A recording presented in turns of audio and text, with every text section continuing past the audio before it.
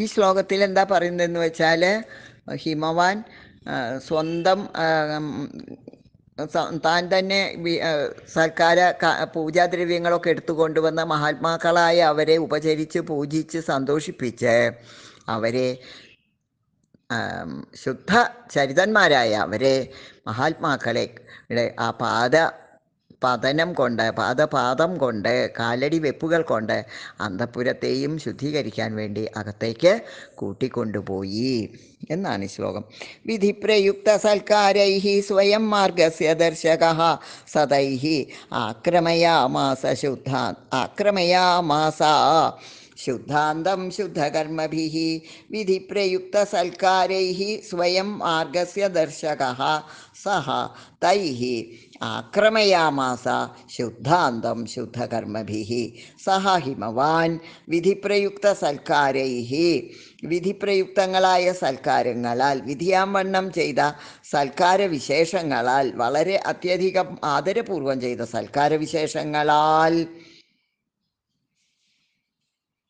സൽക്കാര വിശേഷങ്ങൾക്ക് ശേഷം എന്നർത്ഥം. സൽക്കാരങ്ങളോടെ എന്നും പറയാം. എല്ലാ സമയത്തും സൽക്കാരമാണല്ലോ അവിടെ വന്നിട്ട് തൻ്റെ ഏറ്റവും ബഹുമാനപൂർവമായ ഭാവത്തോടെ എന്നുള്ള അത് സദാ ഉണ്ട്. സൽക്കാരം പൂജ ചെയ്യുന്ന സമയത്ത് മാത്രമല്ല, ബാക്കിയുള്ള സമയത്തെല്ലാം തന്നെ അതിങ്ങനെ ആ ബഹുമാനവും ആ ഭക്തിയും സൂചിപ്പിച്ചുകൊണ്ട് അങ്ങനെ വിധിപ്രയുക്ത സൽക്കാരൈഹി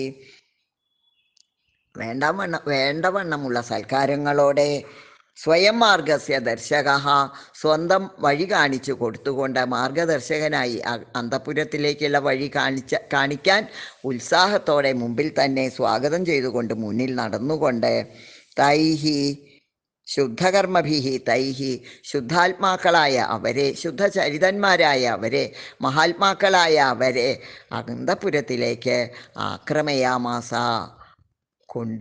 നടത്തി കൊണ്ടുപോയി. അവരുടെ ആ പുണ്യം നിറഞ്ഞ പാത അവിടെയെല്ലാം പതിക്കാൻ വേണ്ടിയിട്ട്, അന്തഃപുരത്ത് പരിശുദ്ധമാക്കാൻ വേണ്ടി, അശുദ്ധകർമാക്കളായ അവർ വന്ന സ്ഥലം മുഴുവൻ പരിശുദ്ധമാകും എന്നുള്ള വിശ്വാസത്തിൽ, എന്നുള്ള ഉറപ്പോടെ അവരെ അകത്തേക്ക്, അവിടെ തൻ്റെ അന്തഃപുരം കൂടി പരിശുദ്ധമാക്കാൻ വേണ്ടി അങ്ങോട്ട് കൂട്ടിക്കൊണ്ടുപോയി എന്നാണ് കൊച്ചു ശ്ലോകം.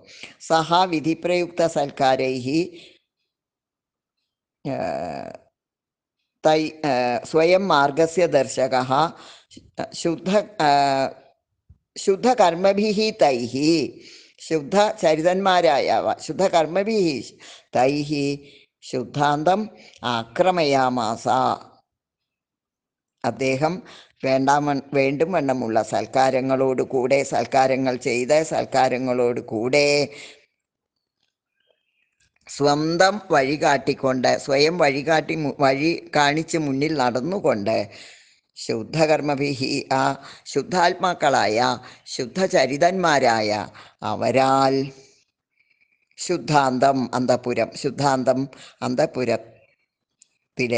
അന്തഃപുരത്തെ പ്രവേശിപ്പിച്ചു എന്ന് പറഞ്ഞാൽ ആക്രമണം എന്ന് പറഞ്ഞ പാദവെപ്പുകൾ അവിടെ സൂചിപ്പിക്കുന്നുണ്ട്. അവരെ അന്തഃപുരത്തിലേക്ക് പ്രവേശിപ്പിച്ചു എന്നാണ് ഈ ശ്ലോകം.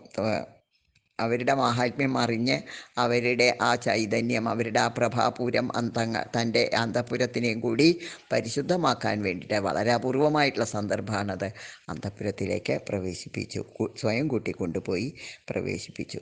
വിധിപ്രയുക്ത സൽക്കാരൈ സ്വയം മാർഗസ്യ ദർശകഃ സതൈഃ ആക്രമയാമാസ ശുദ്ധാന്തം ശുദ്ധകർമ്മഭിः.